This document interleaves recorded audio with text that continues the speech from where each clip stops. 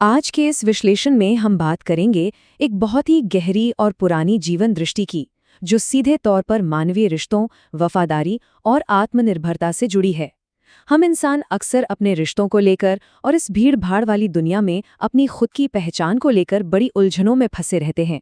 तो बस बिना कोई वक्त गवाए सीधे मुद्दे पर आते हैं और देखते हैं कि ये कमाल के विचार हमें क्या नई दिशा दे सकते हैं। दुनिया की भीड़ में साथ चलने वाले तो बहुत मिल जाएंगे पार्थ, लेकिन जो तुम्हें गिरते वक्त थाम ले वही तुम्हारा अपना है। कितनी गहरी बात है ना। जब सब कुछ बढ़िया चल रहा हो, सफलता मिल रही हो, तब तो किसी भी भीड़ का हिस्सा बनना बहुत आसान होता है। लेकिन असली टेस्ट तो तब होता है जब कोई इंसान जीवन में लड़खड़ाता है। ये विचार हमें सीधे तौर पर सोचने पर मजबूर करता है कि इतने सारे लोगों के बीच असल में हमारा अपना है कौन। तो चलिए इसी से जुड़ा हमारा पहला पॉइंट देखते हैं, एक सच्चे साथी की पहचान।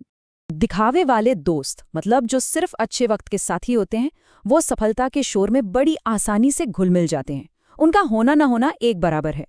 पर एक सच्चा साथी वो है जो सिर्फ भीड़ के साथ चलने के बजाय किसी के गिरने पर तुरंत अपना हाथ आगे बढ़ाता है।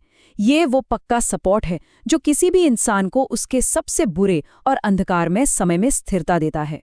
असल जिंदगी में असली रिश्तों को पहचानने का ये एक बहुत ही प्रैक्टिकल पैमाना है। इसके बाद जो अगला पहलू सामने आता है वो है गलत रिश्तों की दौड़। सच कहें तो हम इंसान अक्सर उन बंधनों के पीछे भाग भाग कर खुद को बुरी तरह थका देते हैं जो बुनियादी तौर पर कभी हमारे लिए बने ही नहीं थे। ये एक ऐसी रेस है जिसका लिटरली कोई अंत नहीं है। जब कोई व्यक्ति ऐसे रिश्तों को निभाने की जिद पकड़ लेता है जो उसके स्वभाव या किस्मत से मैच ही नहीं करते, तो नतीजा क्या होता है? सिर्फ एक गहरा आंतरिक संघर्ष और बहुत सारी अशांति। और ठीक इसी रेस से जन्म लेता है हमारा तीसरा पॉइंट, खुद को खोने का डर। इस सीक्वेंस को देखिए, गलत इंसानों को पाने की इस अंधी दौड़ में होता क्या है। सबसे पहले इंसान अपनी खुद की ज़रूरतों को भूलने लगता है। फिर धीरे धीरे, बड़ी दुखद बात है, वो अपनी पहचान और अपने ही अस्तित्व से बहुत दूर चला जाता है। किसी और को खुश करने या एक बेजान रिश्ते को ज़बरदस्ती ढोने के चक्कर में व्यक्ति पूरी तरह से अपना ही साथ छोड़ देता है। ये स्थिति सच में रुककर सोचने पर मजबूर करती है कि किसी और को पाने के लिए आखिर खुद की ही इतनी बड़ी कीमत क्यों चुकाई जाए। अब इन सब बातों के बाद एक बहुत ही बड़ा सवाल खड़ा होता है, अकेलापन सजा है या अवसर?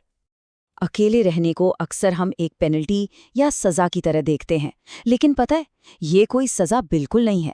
जब हम उस भीड़ के शोर शराबे से कट जाते हैं, ठीक उसी वक्त हमें अपनी असली अंदरूनी आवाज़ और अपनी सच्ची ताकत को पहचानने का एक बहुत ही रेयर चांस मिलता है। ये कोई खालीपन नहीं है, बल्कि खुद को गहराई से जानने और आत्मखोज का एक बहुत ही बेहतरीन और भरा पूरा मौका है। और इसी के साथ हम अपने अंतिम और सबसे अहम पड़ाव पर पहुंचते हैं, अपना सहारा खुद बनना।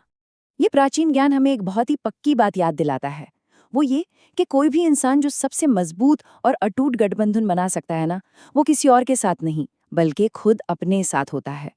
जब कोई अपनी कमियों और खूबियों दोनों के साथ खुद को पूरी तरह एक्सेप्ट कर लेता है और अपना सहारा खुद बनना सीख जाता है, तो सच मानिए किसी भी तरह के बाहरी सपोर्ट की कोई ज़रूरत रह ही नहीं जाती।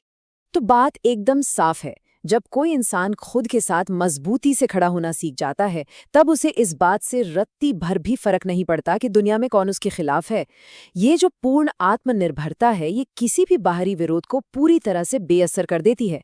आज का ये विश्लेषण हमें बस यही सिखाता है कि वो ताकत हमारे अंदर ही है। तो जरा सोचिए, जब कोई खुद ही अपना सबसे बड़ा सपोर्टर बन जाए, तो क्या पूरी दुनिया के खिलाफ होने से वाकई कोई फर्क पड़ेगा?